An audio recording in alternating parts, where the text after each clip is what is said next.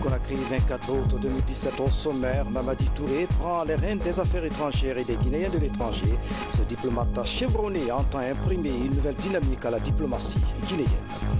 Les riverains de la décharge de Dar Salam courent des risques sanitaires. Les spécialistes en santé expriment leur inquiétude. Le gouvernement envisage des mesures urgentes pour protéger les riverains. Au sommaire encore, sport avec la fin de la 17e édition de la Coupe de l'ambassadeur du Japon en Guinée. Les athlètes de l'ASFAG ont remporté la coupe et obtenu des médailles en judo. Madame, Monsieur, bonsoir. Merci de l'attention et bienvenue dans cette édition. Le président de la République, professeur Alpha Condé, a effectué une visite à Ouagadougou ce matin, Ouagadougou, Burkina Faso, où il a pris part aux obsèques de l'honorable Salifou Diallo, président de l'Assemblée nationale, décédé samedi dernier à Paris. Plusieurs personnalités du continent sont venues rendre un dernier hommage à ces grands hommes politiques qui a œuvré pour la consolidation de la démocratie au Burkina Faso. Voici le compte-rendu de Sanassi Keïta. C'est samedi dernier, 17 août 2017, que le président de l'Assemblée nationale du Burkina Faso a tiré sa révérence à Paris. Le président en exercice de l'Union africaine arrive donc dans la capitale Ouagadougou pour prendre part aux obsèques de cet homme politique du pays des hommes intègres. Tout d'abord, professeur Alpha Condé, en compagnie de ses frères et amis du Burkina Faso, du Niger, arrive à la maison mortuaire pour présenter ses condoléances les plus attristées à la famille éplorée. Et cela a été suivi de cette signature du chef de l'État dans le livre de condoléances ouvert à cet effet. Juste après cette maison mortuaire, les présidents du Niger, du Burkina Faso et de la Guinée se sont rendus au Palais des Sports de Ouagadougou pour rendre un dernier hommage à l'honorable docteur Salifou Diallo. Parents, amis et collaborateurs de cette figure historique du Burkina Faso sont venus nombreux pour lui formuler des prières afin que Dieu, le Tout-Puissant, le Clément et Miséricordieux, puisse lui accorder le paradis céleste. Le président en exercice de l'Union africaine se souvient encore de cet homme. C'est mon jeune frère et je garde de lui l'image d'un militant engagé, convaincu, déterminé, combatif, mais en même temps très soucieux de ses relations avec le petit peuple. C'est quelqu'un qui ne faisait pas de différence entre les personnalités et le petit peuple. C'est ce qui faisait sa force. Vraiment, c'est une très grande perte pour nous, surtout que c'est mon petit frère. J'avais pensé que celui qui m'accompagnerait, non pas l'inverse. Je souhaite donc que son combat qu'il a mené toute sa vie puisse être continué par Rocco, Simon et les autres. En tout cas, nous sommes toujours du côté du peuple burkinabé pour le progrès et le développement économique de ce pays. Jusqu'au corbillard, la dépouille de l'honorable Salifou Diallo a été accompagnée par ses chefs d'État qui gardent de lui l'image d'un homme politique qui a toujours su œuvrer pour le développement de son pays, le Burkina Faso. À Conakry, vous le savez certainement, le chef de l'État, professeur Alpha Condé, remanie progressivement le gouvernement avec la rentrée de nouveaux visages au sein du gouvernement dirigé par Mamadi Youla. Ce soir, nous ferons le portrait du nouveau ministre des Affaires étrangères, Mamadi Touré, diplomate de carrière, a passé 30 ans au sein de l'ONU. Ce diplomate chevronné entend donner un nouveau souffle à la diplomatie guinéenne. Fatoumata Samoura l'a rencontré à New York. Regardez. Après des études de génie civil à l'université Gamal Abdel Nasser de Conakry, Mamadi Touré part aux États-Unis. Il y décrochera un bachelor et un master en administration des affaires à l'université de New York. Depuis commence alors pour ce digne fils de la Guinée une carrière internationale.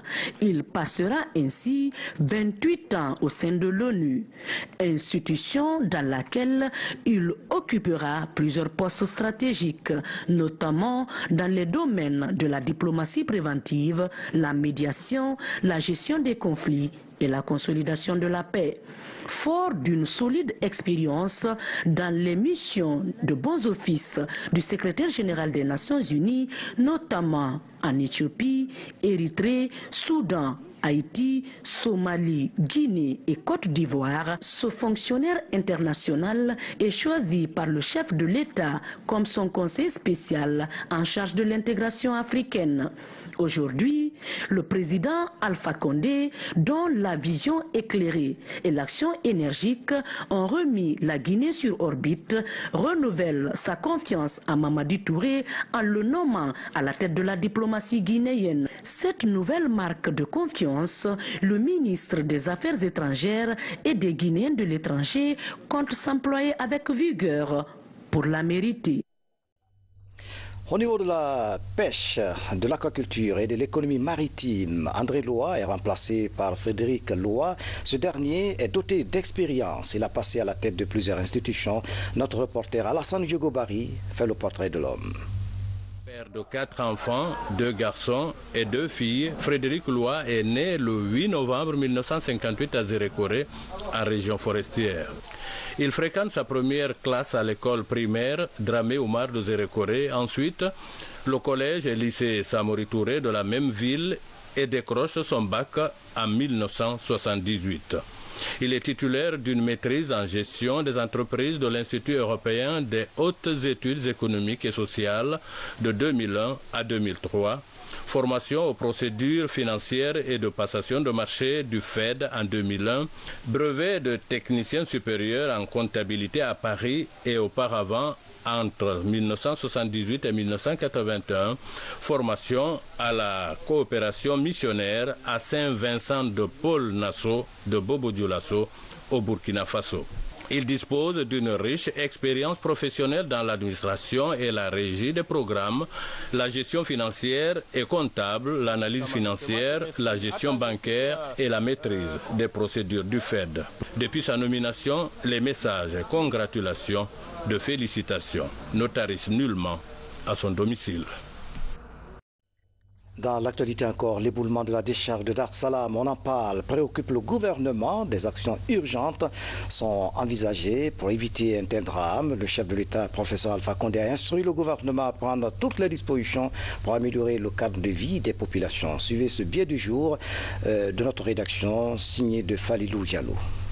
Depuis l'effondrement d'un pan de la décharge d'ordures de Dar es Salaam située dans la commune urbaine de Ratoma et qui a fait malheureusement au moins 9 morts et plusieurs blessés, le sujet est sur toutes les lèvres. Dans la foulée, des bonnets d'âne sont distribués à tout va, à l'emporte-pièce. L'État, évidemment éternel bouc émissaire de tous nos déboires faits, une fois n'est pas coutume, les frais de tous les ressentiments et de certaines chapelles politiques ou associations de la société civile qui trouvent là une occasion de justifier leur léthargie. Il est évident qu'il est du devoir régalien des pouvoirs publics d'assurer la sécurité des citoyens et de leurs biens. Pour accomplir cette mission sacrée, il use de tous les moyens afin de disposer d'une véritable politique d'assainissement du cadre de vie des populations. Toutefois, c'est faire à l'État un mauvais procès que de ne pas reconnaître ses efforts et lui imputer la responsabilité du drame de Dar es Salaam, sans pointer du doigt la faillite de la société guinéenne dans son ensemble. Oui,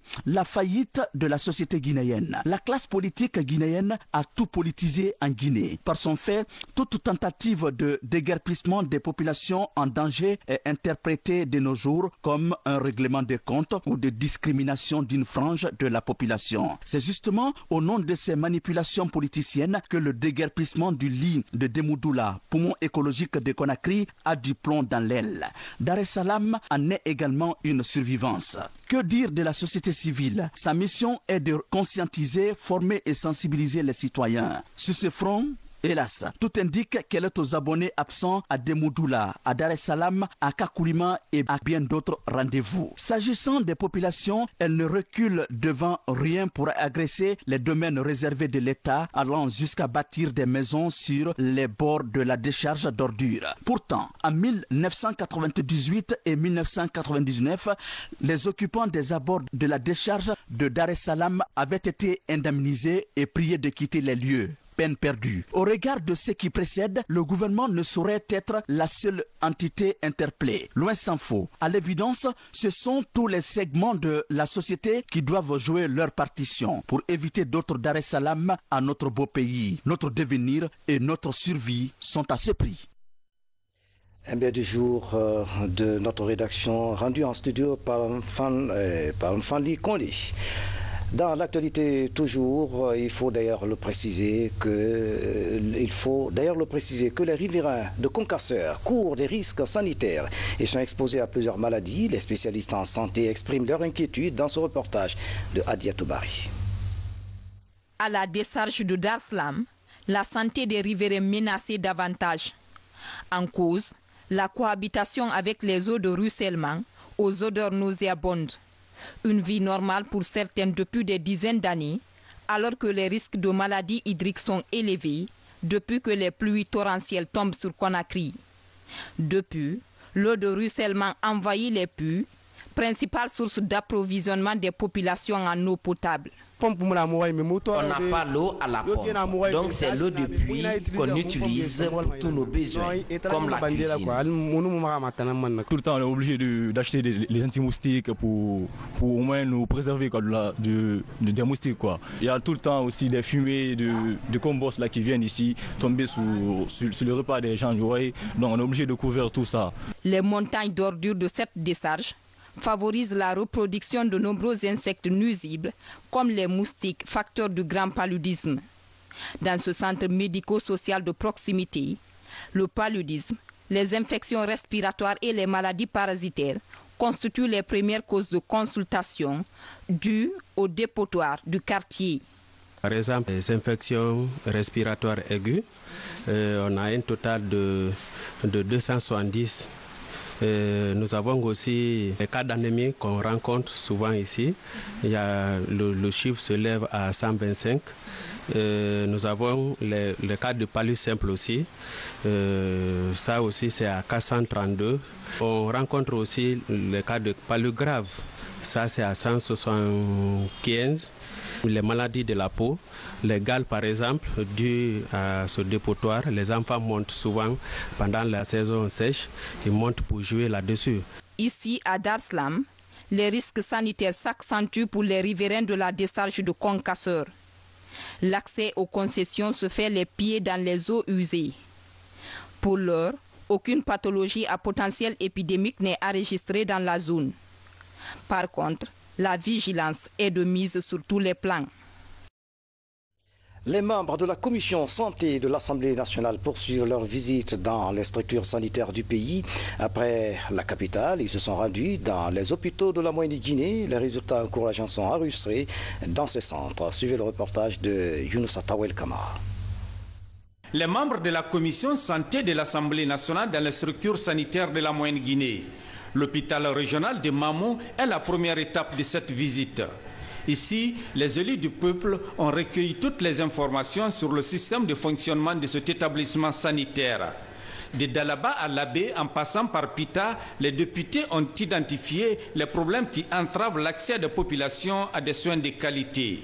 Ils ont également apprécié les progrès enregistrés suite à l'augmentation du budget du ministère de la Santé. Première des choses, il y a énormément de problèmes, malgré quand même les progrès qui sont réalisés dans le cadre de l'augmentation du budget du ministère de la Santé.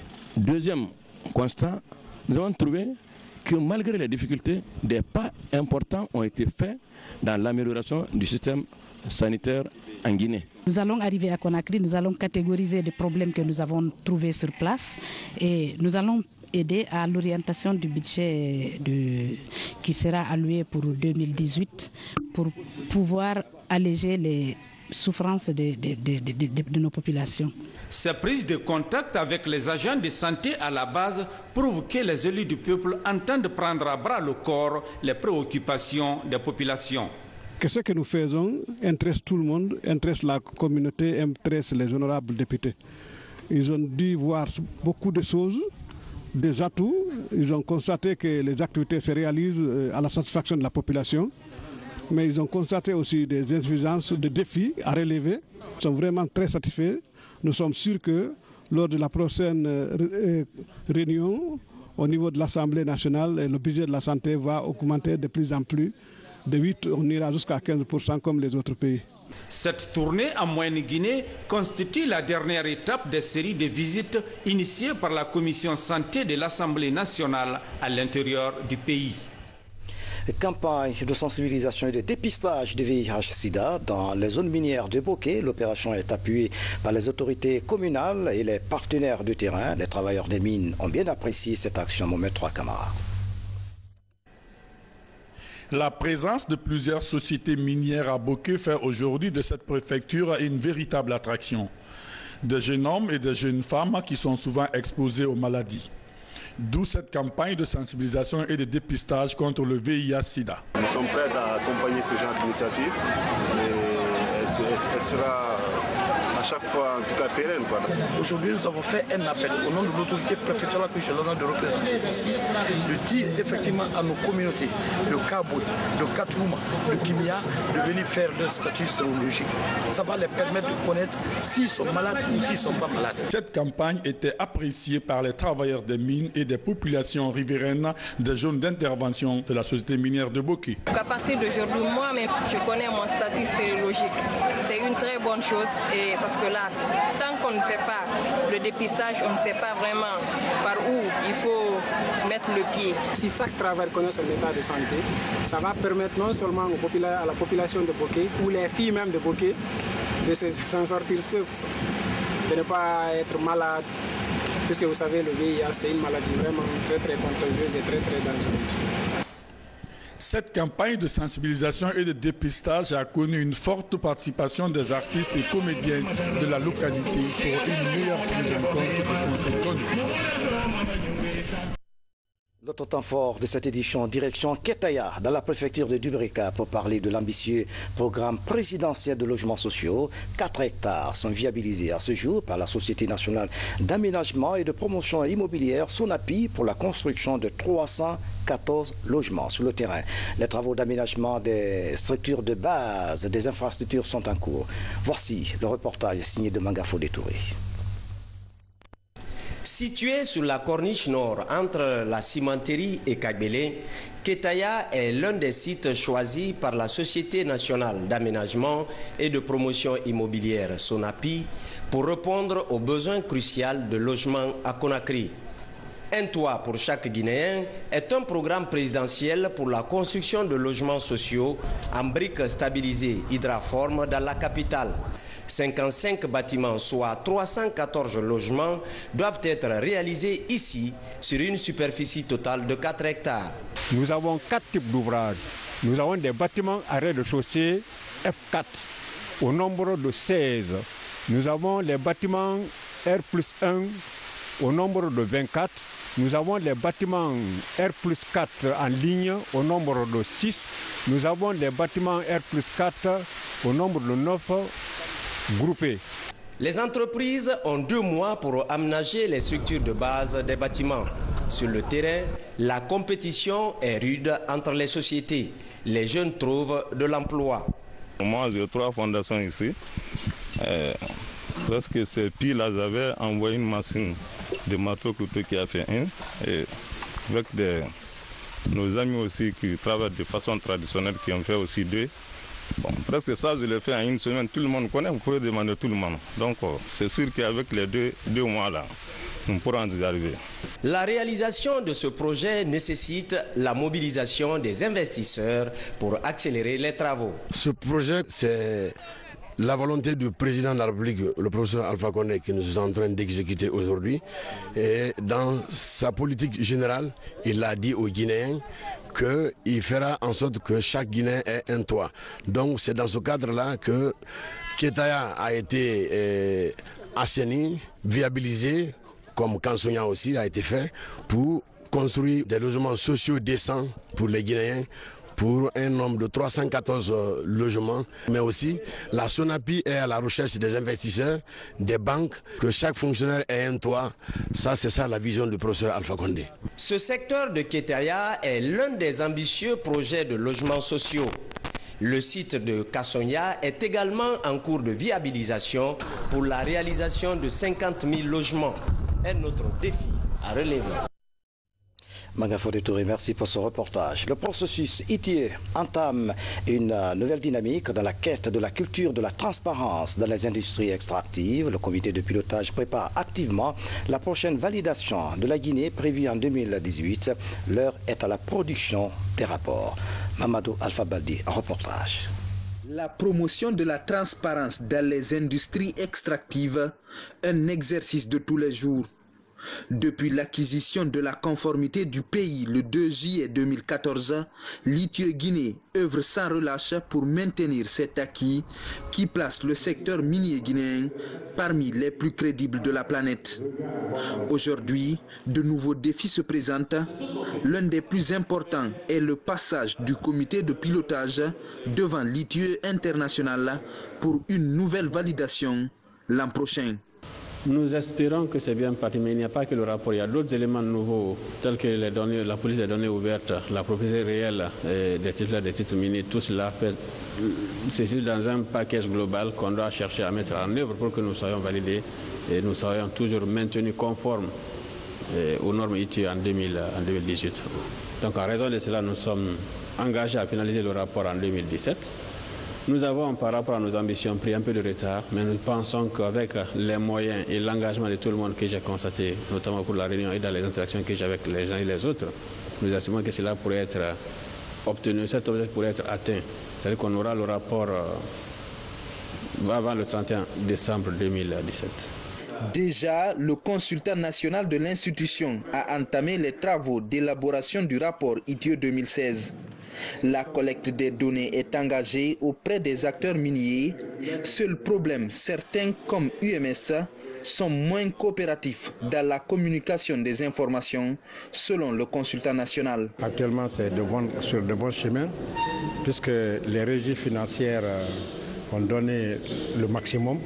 Nous sommes en train donc de les compiler et puis de faire un rapport justement sur l'étude de cadrage à l'intention du comité de pilotage qui va prendre la décision pour commencer le processus de collecte et de réconciliation. Pour continuer à parfaire cette dynamique de transparence, l'ITIE Guinée, à travers le budget national de développement, pourrait bientôt entamer la dissémination de ces rapports déjà publiés pour expliquer aux communautés le niveau de contribution de l'exploitation minière au développement à la base.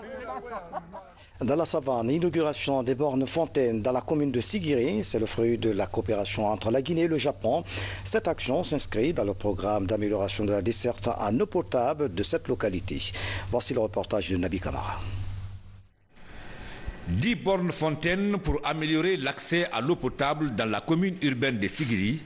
Cet appui du gouvernement guinéen vient renforcer la présence de la SEG dans cette ville aurifère où les besoins d'eau potable se font sentir de plus en plus. Chaque borne fontaine comporte une pompe émergée, 10 cuves que vous connaissez tous, de 1 mètre cube chacune, et un groupe électrogène de 5 caviars que nous venons aujourd'hui vous remettre. Cet équipement hydraulique est le fruit du partenariat guinéo-japonais. Un ouf de soulagement pour les populations de la commune urbaine de Sigiri. Cet acte-là va dans le sens du bonheur de ma collectivité. Les citoyens sont enthousiasmés parce que ça va les soulager beaucoup en ce qui concerne leur désert en eau.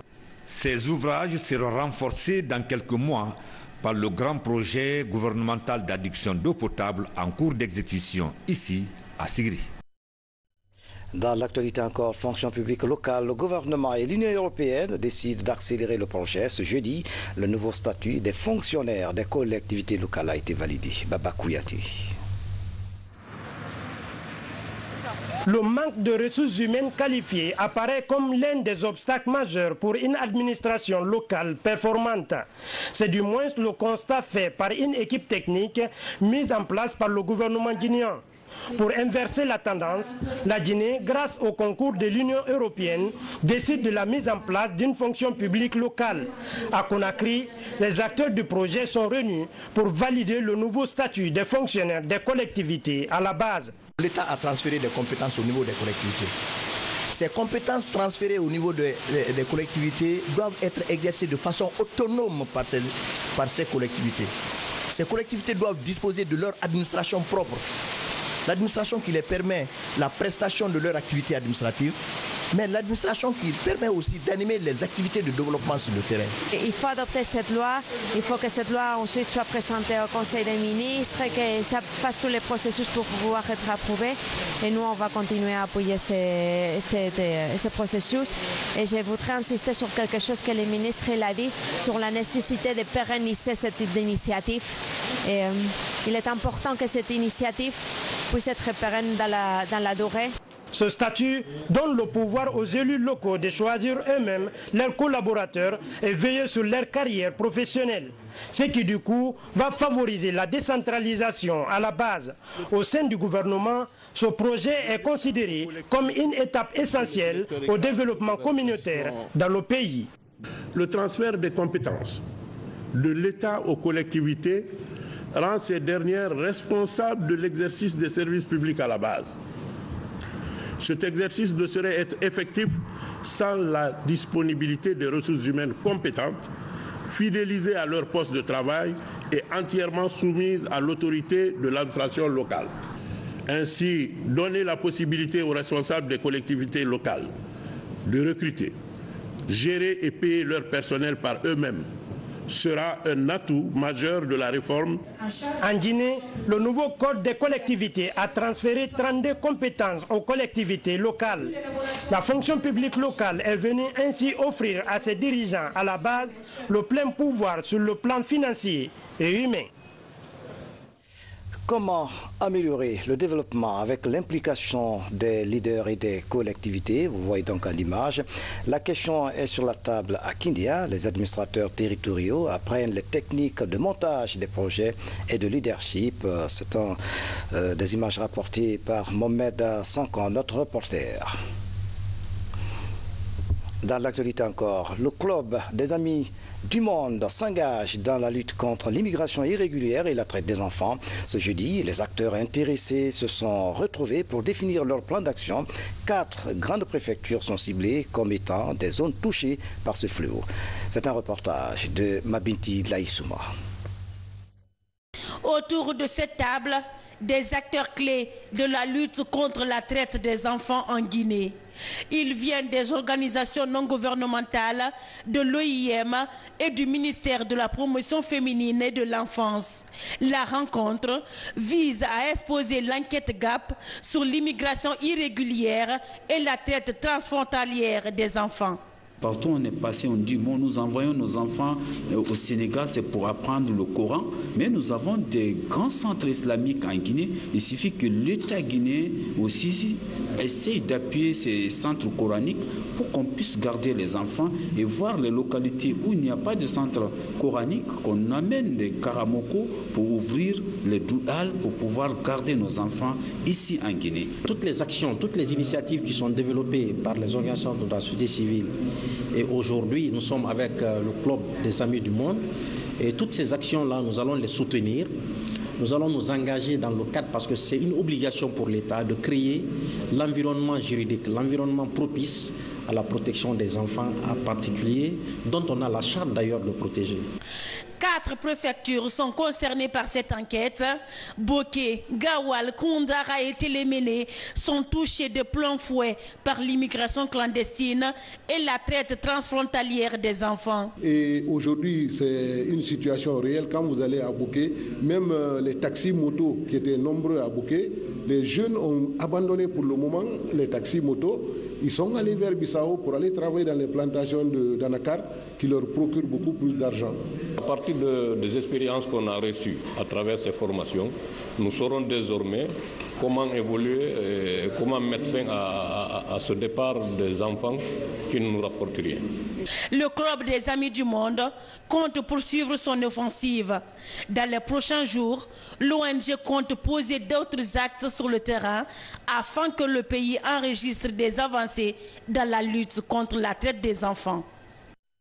Et puis, Sport Chan Kenya 2018, la Guinée obtient son ticket de qualification pour la compétition. C'est à l'issue de sa victoire au stade du 28 septembre, hier à Conakry, face au Sénégal, au stade du 28 septembre. Donc, au score final, 5-0. Sili local fait la fierté du football guinéen.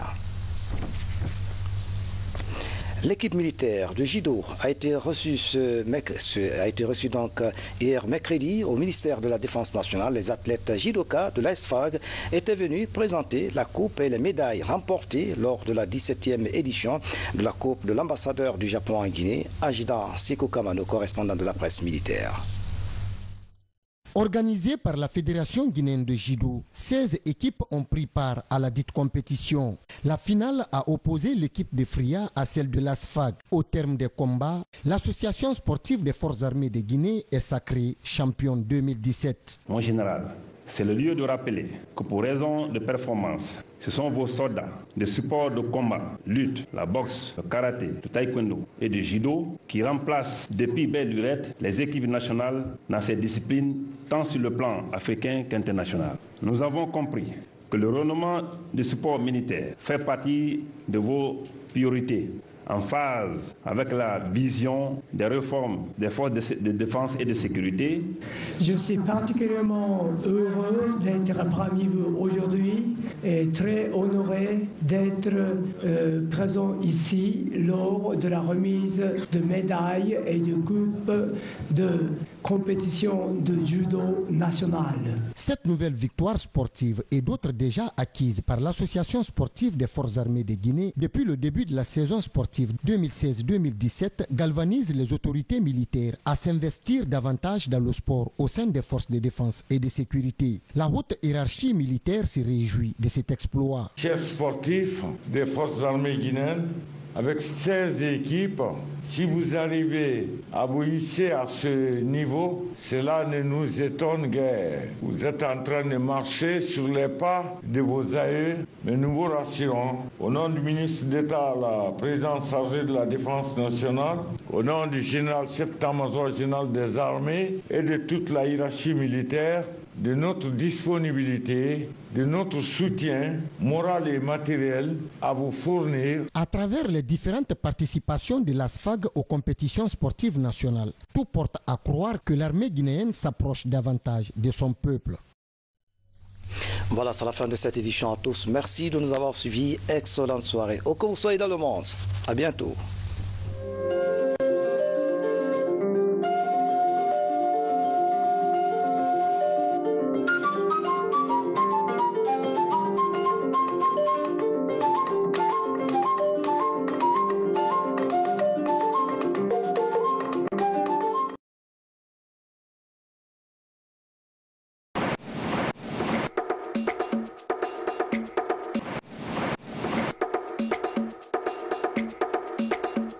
Ces dernières années, la préfecture de Guékédou a enregistré plusieurs mouvements d'instabilité. La situation préoccupe le président de l'Assemblée nationale et vient à la rencontre des acteurs pour la recherche d'une piste de solution. D'un côté, les membres de l'organisation